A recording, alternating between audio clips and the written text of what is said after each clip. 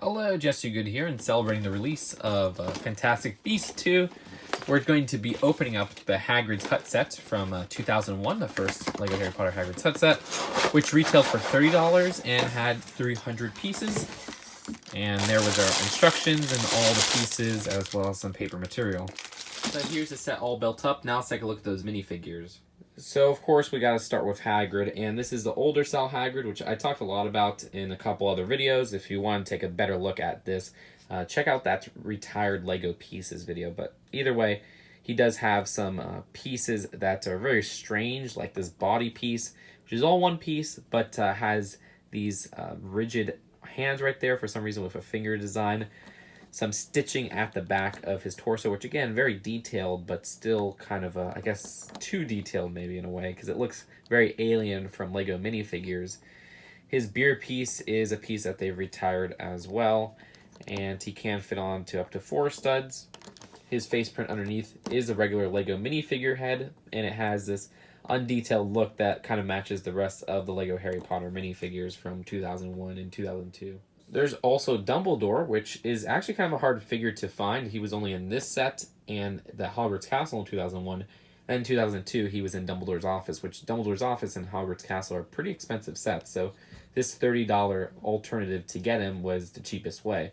I do like that purple they use for him and that head or hairpiece they use for him. It's all very nostalgic for me because I did have Dumbledore's office growing up. And if you remove the beard, you can get a look at his face and torso prints.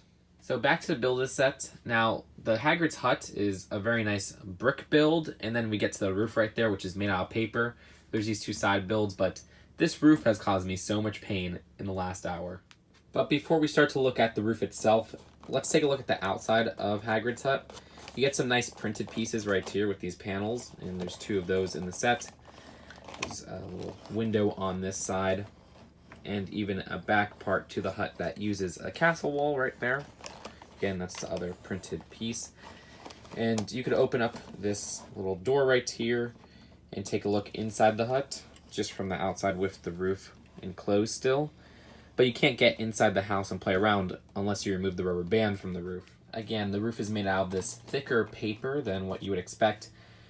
Why didn't they just go with a brick build of this? I guess it makes the cost of this less, but in my opinion, it would have made it feel much more like a LEGO set. With LEGO, you could use parts to build different parts of sets.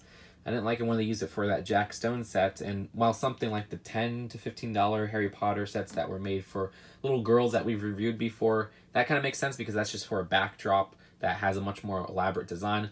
These roofs could have easily been made out of LEGO, but you remove this little rubber band right here to open up the roof, and now you can actually open up the set. Now, what the pain really comes with is how these little parts are supposed to be folded. In the instructions, they tell you to fold it side by side and just kind of fold them overlapping each other, but it was such a pain in the butt to get them to actually get anywhere near just together in that center. You can see once you put this rubber band on, it kind of gets messed up again. So because I just did that, now I have to manually fold them and push some of them out. It's annoying as heck, and I really don't like that design. They also have holes for you to punch at the bottom, and then they have these little holes up top where you put studs through to put the rubber band over. In my opinion, they probably should have had those on each of these little roof triangles, because these only being attached to 4 of them makes the top of the roof parts just come together a lot less, and that's really where the problem comes, where you have a lot of these open gaps and such. And I'm not even going to mess around with putting this back together in a better way, because I really want to take a look at the inside of the building. Because once you remove the rubber band, the inside is actually really fun to play around with. It opens a lot like the pineapple houses from the LEGO SpongeBob sets. And keeping in mind that when you close it, all the little plates come together and it looks more like a realistic house. Once you open it, it gives you more room to role play and put your minifigures on. Now this barrel right here has a pickaxe, as well as the pretty hard to find Fabuland axe, which was used in some other sets. I remember like Jabba's Prize, I think, had it in 2003. That's how I have it. And there's this little flame right here. Another wall has 2 of these chrome gold keys, some potions it looks like, and a goblet. There's this tan owl, a nice little rotating fireplace, which if you rotate it to this other side, you actually have Norbert the Dragon. This is definitely one of the highlights of the set because this is the only time we've ever gotten this dragon piece in this olive green color, which is perfect for Norbert. And I would take him out, but he's a little bit hard to put back in. Might as well go for it. And the design for this is actually a really nice piece that I don't have too much of, but they still use it to this day. I remember they used it in the City of Styx, I think, in 2016, which was like an Ninjago set I kind of wanted. Either way, you could push this fence back up if you want to place Norbert back in there. And you can actually rotate that whole chimney at the back of the set to rotate the fireplace itself. So you could have the fire and then Norbert coming out. Continuing on, there's this hidden bookshelf that holds this nice, hard to find printed book piece, which I like that black frame right there. There's also a nice spine to it and some back printing.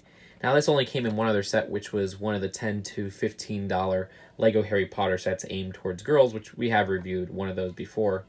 Finally, there is this last section, which has this little branch right here, as well as a translucent orange spider, which is a nice addition as well. I'm just going to close the hut and put this rubber band back on, just to show how badly designed this is. See how all those pieces just kind of get stuck with each other and how they bend and stuff. You gotta really push it down, and the instructions don't give clear ways to make this solution better. So it just takes really some time to push it back out if you want to display this and have this look better, and pieces are just falling all over. Really poorly designed in my opinion with that roof, but let's take a look at the other builds. So the final two builds are a trap for this rat, which you remove this, and you can push it down, and that nice white rat gets trapped in there. It's actually not the most common color for the rat piece or mouse piece, however way you want to look at it. Very simple build, but still works. And then we have this trolley-like build, which you could put Norbert in if you'd like, and he just kind of sits in the middle.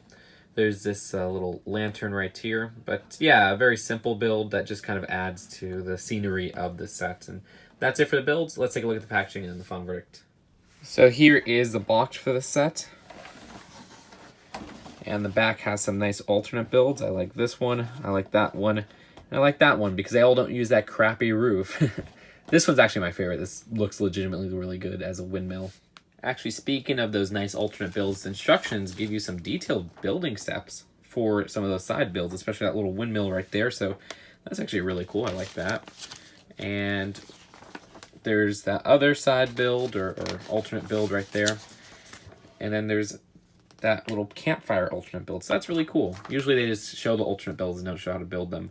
The back has an ad for Lego creator Harry Potter. There's a 2002 catalog included, which I believe we already looked at. There's this postcard to get shop at home, as well as this poster that you could fold out. As for the poster folded out, you can see it actually has some 2002 sets on it for some reason, which is really weird. This is a 2001 set, but then again, it is the 2002 catalog included, so this just might be an updated version of the set. The back has the sets individually shown and their set numbers, as well as some Life on Mars stuff and some Alpha Team and Lego video game stuff. So overall, this set was something that I always wanted when I was younger. I always looked at this set and was just like, man, this looks really cool. Because I love different houses and different styles. But the design of it, I think, is so bad for that roof. That roof really ticked me off. And you guys saw how frustrated I was in the actual review. It took me around an hour to get it even to this position, which this position isn't even right. It's just terrible that they use this piece of paper really to make the base of a roof in a Lego set. I don't like it when Lego uses paper to represent different things in general. Like for a sail, it's fine because that kind of makes sense, you know, cloth-like material or whatnot. But when it comes to a roof, you could have easily made this out of bricks. I wouldn't be complaining that much if it just worked okay, but this is unacceptable, and how this came out and how they actually instruct to do it is just a pain in the butt. But yeah, that legitimately ticked me off. I guess you guys could hear it in my voice. But on a lighter note, other than that, I mean, the design of this is really fun to open, and it's fun to play around inside. You get some hard-to-find minifigures in general. So that was really it for the 2001 Hagrid's Hut set. I hope you guys enjoyed this review, and I'll see you guys later. Peace out.